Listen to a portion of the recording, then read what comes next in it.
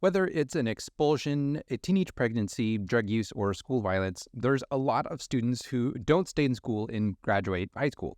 But what happens to these students? Well, many times they're facing significant obstacles, whether it's an abusive home situation, their parents are using drugs, financial hardship, or any number of other difficult home situations. So the likelihood of these students receiving a good education at home is usually pretty low. A lot of these kids, unfortunately, end up on a path to the prison system, into gangs, or homelessness. But fortunately, it doesn't have to be that way. And today, I'm talking to Charlie Rice, who's the Executive Director of Chehalem Youth and Family Services and Program Manager of Yoop, which stands for Youth Opportunities Program. Yoop is a program at Chehalem Youth and Family Services, and in many ways, Yoop acts as the safety net for young people who face many of these barriers to education and the workforce. At Yoop, young people between the ages of 16 and 24 can get the help they need to finish their education and enter the workforce, and that's what we're going to be discussing today. Hi, I'm Daniel Roberts, a local realtor here in Newburgh. I'm a member of the Newburgh New Rotary Club, an ambassador for our local Chamber of Commerce, a city club member, and also I have a separate YouTube channel about Newburgh and real estate.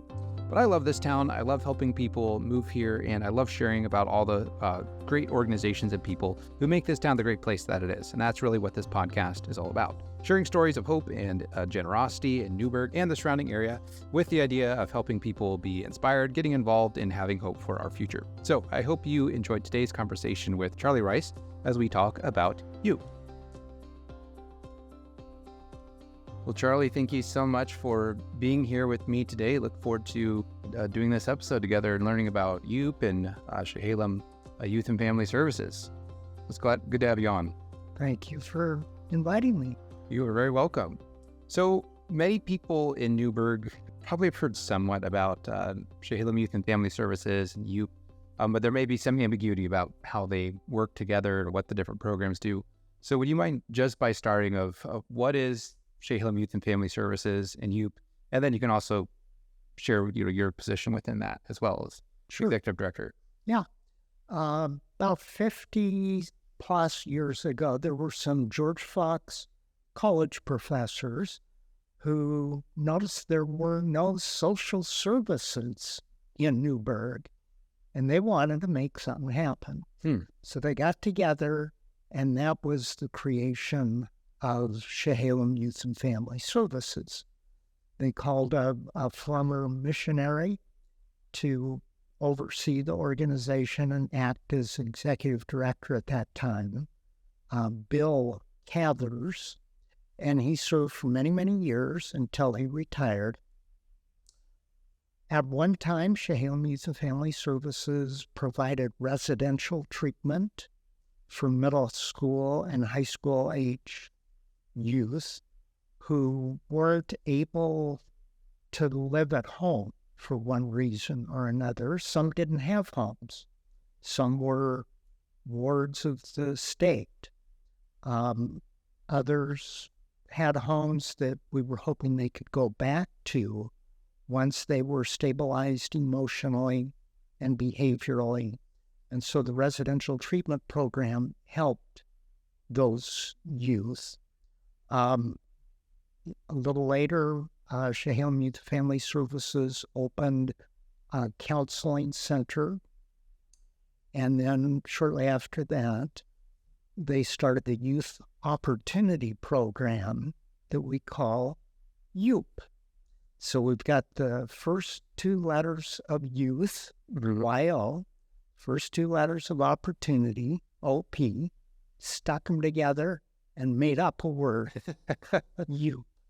Chehalem Youth and Family Services also provides a supervised parent visitation program for non-custodial parents who are required to have supervision when they're with their children. Currently, the only two programs that Chehalem Youth and Family Services provides are the Yoop program and the Chehalem Parenting Connection Program, our supervised parent visitation program. Okay, so the residential part of it where the young people would come, that's no longer in existence? That's right. Okay. That program was closed. We also closed the clinic, the counseling clinic. Gotcha, okay. So now it's with this the program that's designed to bring the families together under supervision, and with Yoop, the youth opportunities. Can you give a breakdown of how those work? So with Yoop, what does that actually look like when someone goes through that? Yeah. So the purpose of Yoop is to provide support for youth and young adults who are needing help in two main areas. First, educationally, to help them finish their high school, either their diploma or their GED. And then the second area of support that's provided is to help them be successful employees. So we like to think that we're helping make taxpayers, basically. And Yoop is funded ultimately from the Department of Labor.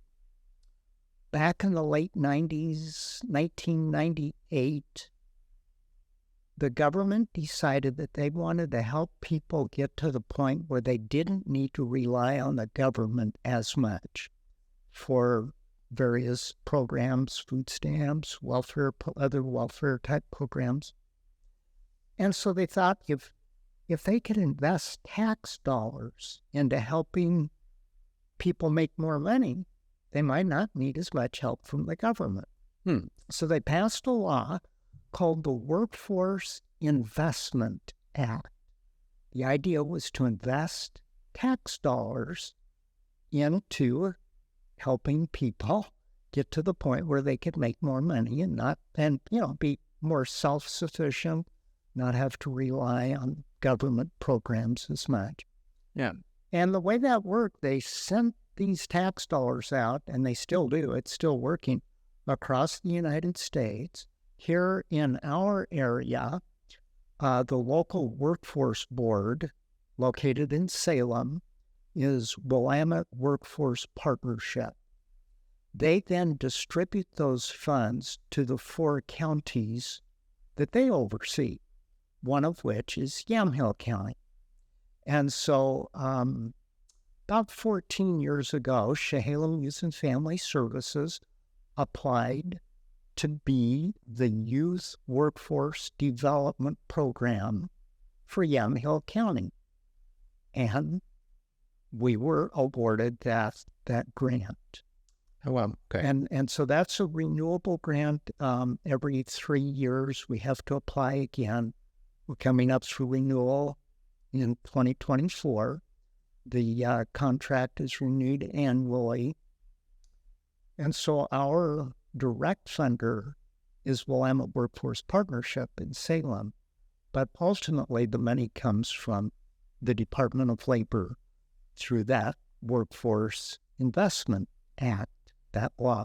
It was tweaked a little bit back in 2014.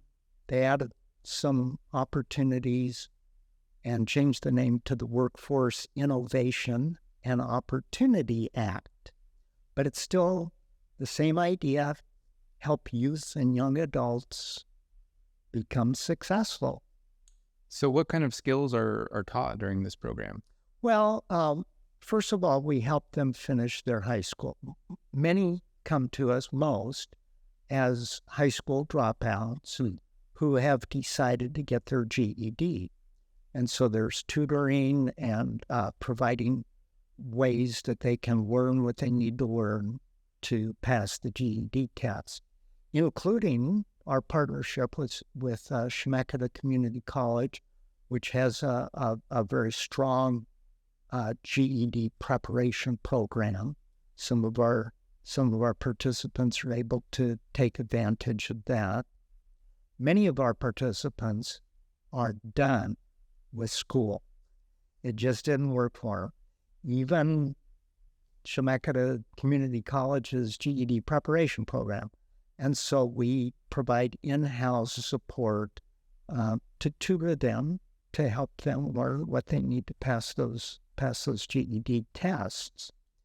Then in addition, we try to find all of our participants some kind of work experience and pre-employment training. So pre-employment training includes practicing job interviews, writing resumes, learning how to be a successful employee by discovering the wrong kind of thinking and finding better ways to think as a person and as an employee so that they can be successful.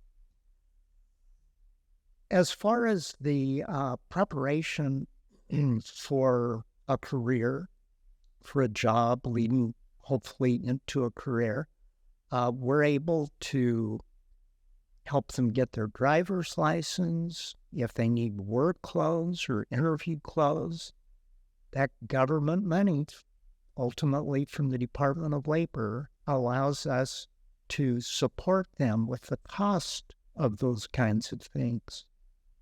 If they need a haircut for a job interview, if they get a job, well, we had a fellow who got his first job at Taco Bell in Newburgh. As a new employee, they gave him 3 shirts and a hat. He had to get his own black pants, black non-skid, grease-proof shoes. So we took him over to Fred Meyer, and were able to get those things that he couldn't get when he started the job. Yeah. So that's just an example. And so is that also kind of double as an internship program, or is it not quite? Well, the internship, the work experience can come in 2 forms, either job shadows or short-term internships. And so we have businesses in town. We have one of our Yoop offices is here in Newburgh. We have another Yoop office in McMinnville so that we can more easily serve the residents of Yamhill County. And there's businesses in communities throughout Yamhill County who help us and help our participants by hosting job shadows and short-term internships. For the job shadows, we pay the participant to go hang out in a business. Some of the businesses actually put them to work. Sometimes menial labor, sometimes actual productive labor. The internship is a short-term internship, but it can range from 50 to 200 hours, depending on what the business is able to handle. The business doesn't pay anything, but what we expect from the business is to have a heart of mentorship to help bring the participant along through the different tasks that they do. They have a regular schedule. Many of them use the same time clock system as the other employees, but we pay them an hourly wage. And so starting in July, we'll be paying our interns $16 an hour. They will have taxes taken out of W-4s and I-9s, just like a regular job. Then next February or January, we'll probably help them. I've already been helping a lot of them prepare their very first tax return. And this provides the work experience that they can put on their resumes, that it gives them a chance to learn. They have weekly evaluations that the employer fills out on some of the skills some people refer to as soft skills, showing up on time, doing what you're supposed to do, getting along with coworkers, getting along with supervisors, that sort of thing, to help them become successful. That sounds like a great program. I think, like what you said, rather than waiting till someone gets just caught up in the welfare system, kind of taking some steps back and investing up front. It kind of reminds me like a later stage of a family place. I don't know if you do any coordination with the family place. Some of those students might be good graduates up into the Yoop program? Well, we refer a lot of our participants to a family place because of the diapers that they have.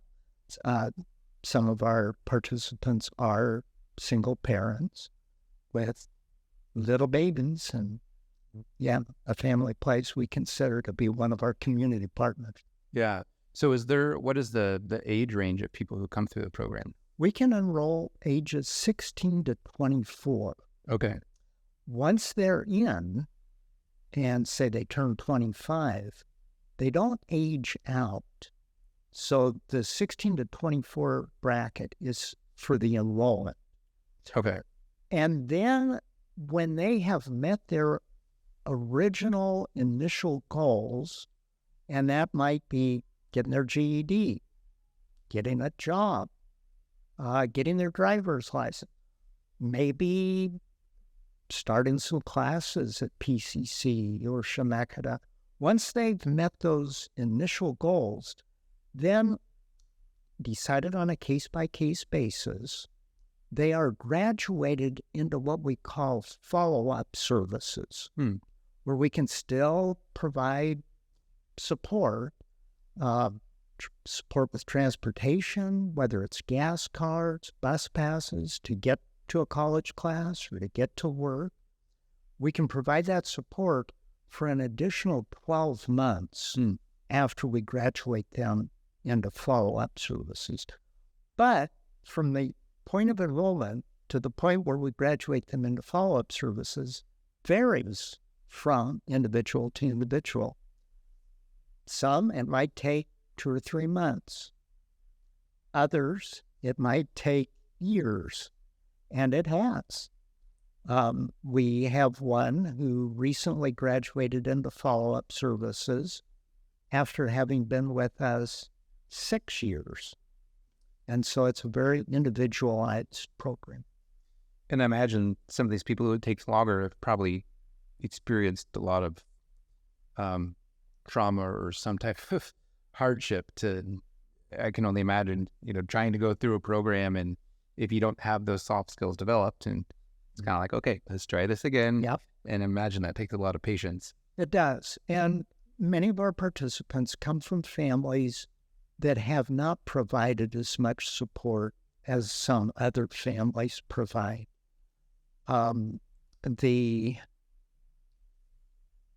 It's easy for people to get used to receiving help from government and to get out of that practice of being self-sufficient. And sometimes that can go from generation to generation. That's one of the barriers that many of our participants face. We like to use the word challenge rather than barrier. And so we help them overcome those to become successful. And I imagine most of that is a mindset shift, right? Yeah, it is. A lot of it is attitude. And attitude is something we can all have control over. But it sometimes takes a little more effort for some than it does for others. Can you give an example of what that looks like for, I'm sure there's probably examples. I don't know if you could tell a story with changing a name or just share, kind of a hypothetical example of what that looks like. Someone comes in, attitude they have, how you specifically help them or overcome those challenges to become self-sufficient. Well, Nathan came to us as a 17-year-old high school dropout. He came to us as a referral from WorkSource Oregon. A friend of his, he decided he wanted to get on with his life. He had been living with his mom, but his stepdad was a toxic presence in Nathan's life. And he realized, he got to the point at a young age, 17, that he wanted to do better. So a friend of his took him to WorkSource Oregon. WorkSource referred him to us as a 17-year-old. They They also use the Workforce Innovation and Opportunity Act to help develop the adult workforce, 18 years and over. Okay. So Nathan came to us. We enrolled him in the programs, and he was doing great. He passed two of the 4 GED tests. And then things at home escalated. He found himself on pills. He finally was homeless. We helped we purchased him a tent and blankets and tried to support him that way. There was a period of time where he didn't maintain contact with us. And when we came to work one day, one of the staff found him sleeping on the front porch of our building in McMinnville. Took him inside, had a strong heart-to-heart talk with him that he could succeed if he set his mind to it. And so he re-engaged. About that time, he decided to go back to his mom's house, but he was still having trouble with his stepdad. Nathan had adopted a dog while he was homeless with the companionship. The dog went back home with him, but according to Nathan, the stepdad poisoned the dog in an attempt to get at Nathan, and so Nathan left again. Fortunately, a sister in Washington invited him for the weekend, for a July 4th weekend. And he realized, here's somebody other than just my mom who cares about me and is part of my family. And so he decided to move to Washington, but we maintained contact with Nathan. And one of the days, through my contact, would talk to him through Facebook. Once in a while, we'd call him. He told me that he was ready to finish his GED. So I helped him get into a community college GED preparation program there. He went ahead and passed the last 2 tests. He found a job with a construction company and realized that's what he's wanted to do all this time. And so he now has been working for a construction company for a little more than 2 years. There's a picture of him on one of the construction sites, and Oh, wow. you can see the joy Yeah. in his face and in his smile. And that's one of the examples of the reason that we do this job and what we get to see as a result. Imagine that must be very rewarding because that story easily could have been just someone who became homeless for the rest of their lives. Mm-hmm. So to have a part in stopping that, and now he has the opportunity to go on and live a successful life, all because of Yoop and what you guys did. Mm-hmm. It is rewarding. Yeah, it has good feelings. And you kind of answered one of the questions I wanted to ask of why there's such a need for this program and this organization. And part of that's, well, there's people in these situations, and that's kind of clear that there's people who come on hard times that, like you said, they may not have had the same opportunities.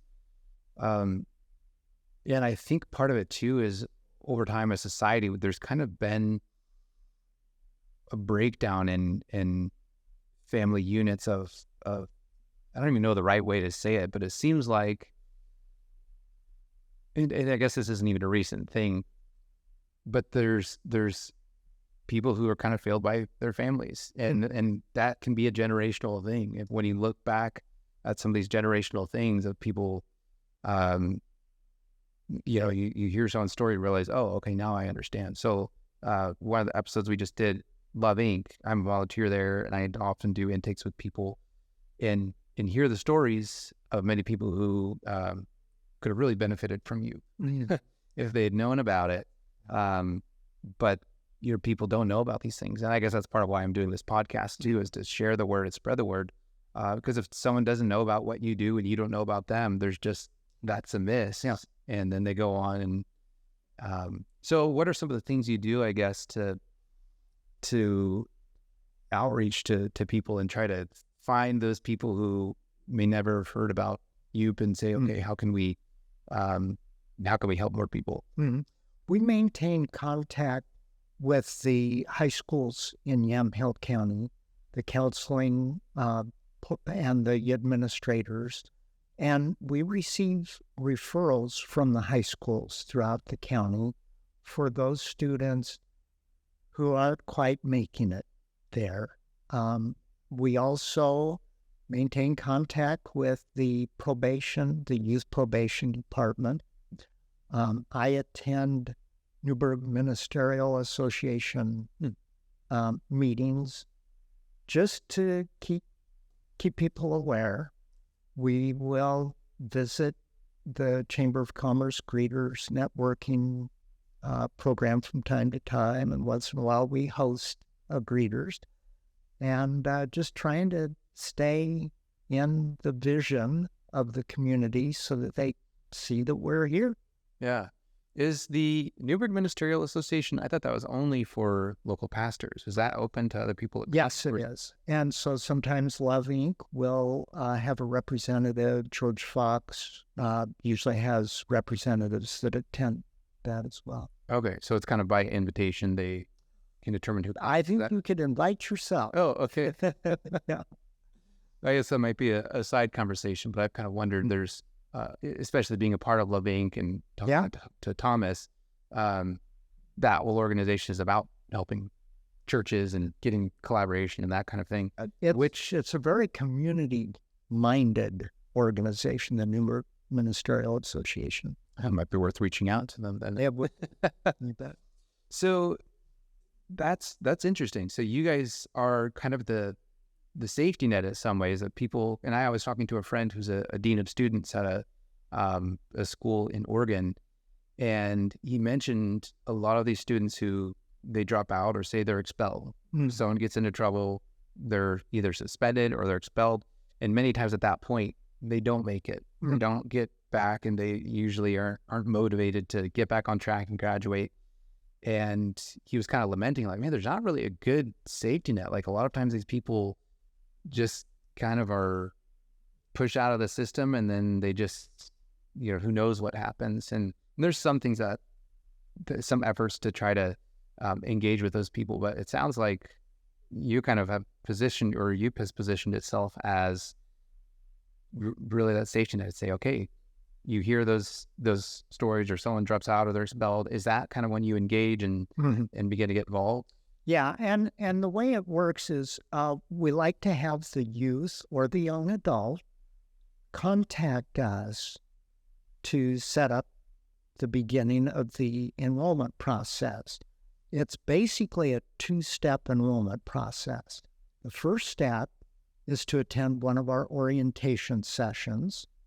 We suggest that they plan on an hour. Doesn't always take that long unless they have a lot of questions.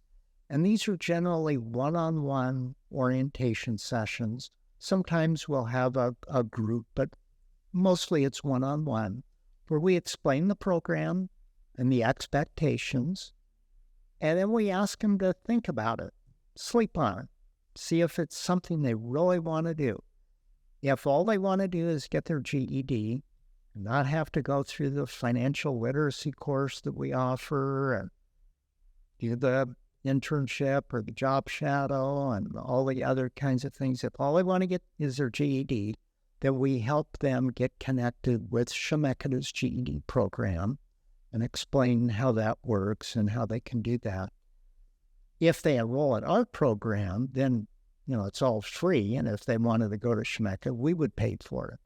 But we give them that option, and if they decide, we really want to go with the program, then that's where step 2 comes in. We call it the eligibility interview, and a lot of paperwork and forms to sign. There's a couple little reading test and a math test. It's not a pass or fail, and it's not to see if they're accepted or not accepted. It's just part of the application process Okay. that the government requires. And once they do that, then that's it. It's usually like about a week from the time they want to do the orientation until they're actually in the program and participating. So yes, we do, speaking of the safety net, we do consider ourselves to be part of that. And it's a pretty big part, I think, because a lot of our participants just didn't make it in either the traditional classroom or both McMinnville and Newburgh have very strong alternative education programs. And some of our participants have tried those, and it just didn't quite fit for them. Yeah. And so we're able to help out. We are also able to enroll youth who are still in school and just provide that additional support. So actually, the government allows us to have 20% of our participants come to us still in school. It's designed, for those who are no longer in school, the dropouts. But we are allowed to have 20%. Currently, I think we have about 12% of our participants came to us as in-school youth. Okay. And then the rest came to us as out-of-school youth. So about how many people do you have come through the program each year? Well, it's not on a cohort basis. Okay. They're enrolling throughout the year. Currently, we're serving about 67 who are both in the active status and in the follow-up status. And it's right around 70 is where our caseload floats. Okay. Throughout Is that Newburgh and McMinnville? Yes, that's the entire county. So, people living in Yamhill, Carlton, some of them might choose to come to Newburgh, to our skill center there, or they might go to McMinnville, Dayton, kind of a halfway point. Amity, McMinnville's closer, as well as Willamina, Sheridan, Grand Ronde. And it's the same program. We just have those two different locations. Okay. So that's a pretty, I don't know what the population at the high school is, but that seems like a good chunk of the people who maybe don't go through there. Mm-hmm. Seems like you've done a good job of capturing a lot of those. Yeah. So that's encouraging because I didn't even know really what the demographic of who's actually involved in the Yoop program. So it's, that's encouraging here. So how can the community get involved? I know this is mostly sponsored by the Workforce Innovation Act. Yeah, that's right.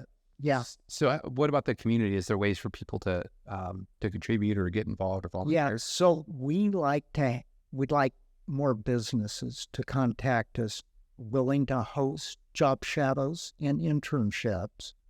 Some of our participants have needs. I mentioned diapers earlier. And we're only allowed to spend that government money to help the participant meet their goals, employment goals, and education goals. But many of them have family members. And so we have had donations from community members of money that we can take them to the store and get their child some shoes or whatever they might need. We've last year, one of the Newburgh High School seniors did as her senior project. She gathered baby clothes and other baby necessities, and we were able to give those away to participants who have children. Okay. Yeah.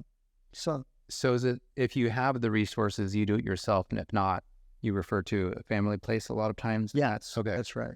Okay. That's a nice partnership. And that's one of the things I love about this town is you mentioned, was it in the 50s or 50 years ago when this started? It was 50 years ago. Okay. So A little plus. So late 60s, early 70s. okay. So at that time, there really were no social services. And now things have changed quite a bit. Yeah. Which is great. Yes, it is great. And there are many resources now. Sometimes there's a challenge coordinating those resources and helping people that need the resources find them. And are you guys connected with Love Inc.? I don't. No, we're not. Love Inc. is more to network local churches to serve people, as I understand it. But we refer to participants to Love Inc. Okay. Well, and I guess that was, and the reason I say connected, maybe that's not quite the right term. When someone comes into Love Inc., they do an intake. And, Yes. and from that, we say, oh, you'd be a good fit for, so we're kind of a clearinghouse, and then we send people back. But through talking to you, it sounds like for people who are in that usually they're going to be at least, most of the time, at least 18, but someone in that 18 to 24-year-old range, Yoop could actually be a really great resource for many of the people who come through that are. That's right. So that may actually be worth a conversation. We could get you on our list as well to refer back out and educate. So, there's so many resources. And that's, again, one of the things I loved about this podcast is getting to know so many different organizations and saying, okay, how can we collaborate and not be redundant, but also send people to the right places. Yeah. And a lot of that already happens, but I'm kind of on a mission to help it happen even more. Yeah. So, yeah, I'd be happy to. Have you met Thomas, by the way? Thomas Belmo, the new executive director? No. I'll introduce you guys. I think you guys would have a good chat anyway. Yeah. Yeah. So last question. I know this is kind of a can feel a little bit off the cuff sometimes, but what gives you hope, given your position at Yoop and Yamhill Youth and Family Services? What gives you hope for the future of Newburgh? Well, the collaboration among community partners is a big part of the hope that I find. I see potential in participants who come to us, and the hope is that we can help unlock that potential so that they, the next generation can carry on the good things that are happening in the community.